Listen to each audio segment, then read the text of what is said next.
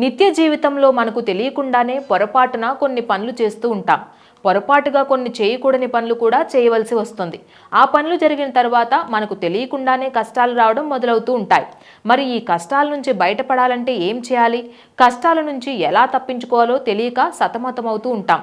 మరి ఈ కష్టాల నుంచి ఎలా బయటపడాలో జ్యోతిష శాస్త్రం మనకు తెలియజేస్తోంది. వాస్తు జ్యోతిష శాస్త్రం ప్రకారం ఇంటి ప్రధాన ద్వారం ముందు చెత్త డబ్బాలు ఉంచరాదు. చెత్తను కూడా పోగు చేయరాదు. ఇంటి ముందు చెత్త పోగైతే ఇంట్లోకి ప్రతికూల శక్తులు ప్రవేశించే అవకాశం ఉంటుంది. ఈ శక్తులు పురోగతిని అడ్డుకుంటుంది. ఆర్థిక నష్టాలు తప్పవు. ముళ్ళ చెట్లు, ముళ్ళ మొక్కలను కూడా ఇంటి ముందు ఉంచరాదు. ఈ మొక్కలు విచ్చలవిడిగా పెరిగితే అశుభమని పండితులు చెప్తున్నారు. ఇంటి ముందు ఎప్పుడూ చిత్తడిగా లేదా బురదగా ఉండరాదు. ఇలా ఉంటే ఆ ఇంట్లోకి ప్రతికూల శక్తులు ప్రవేశిస్తాయని అంటారు. ఇంటి ప్రధాన ద్వారం ముందు విద్యుత్ స్తంభాలు కూడా ఉండకూడదు. విద్యుత్ స్తంభాలు ఉంటే వ్యక్తుల మధ్య తగాదాలు ఏర్పడతాయని, తరచుగా వాదనలు జరుగుతూ ఉంటాయని అంటారు. అదేవిధంగా పగిలిన అద్దాలు, విరిగిపోయిన వస్తువులను కూడా ఇంటి ముందు ఉంచకూడదు. ఈ వస్తువులు అనుకూల శక్తులను అడ్డుకుంటాయని పండితులు చెప్తున్నారు.